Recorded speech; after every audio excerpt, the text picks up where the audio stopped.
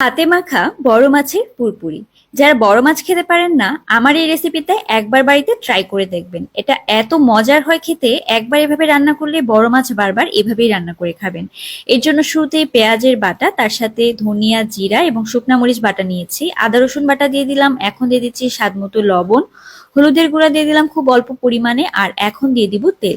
চাইলে আপনারা রান্নাটা কিন্তু সরিষার তেল দিয়েও করতে পারেন, আমি এখানে সয়াবিন তেল ব্যবহার করেছি। মশলাটাকে এখন খুব ভালোভাবে মাখিয়ে নিতে হবে। আর এখানে কিন্তু আমি শিলে বাটা মশলা ব্যবহার করেছি। আপনারা চাইলে কিন্তু ব্লেন্ডারেও বাটতে পারেন, তবে শিলপাটায় বেটে নিলে কিন্তু স্বাদটা বেশ ভালো পাবে। এখন আমি এখানে সিলভার কাপ মাছ দিয়ে দিচ্ছি। আপনারা যে কোনো ধরনের বড় মাছ দিয়েই রান্নাটা করতে পারেন। আর এভাবে বড় মাছ রান্না করলে একেবারে অন্যরকম লাগে খেতে।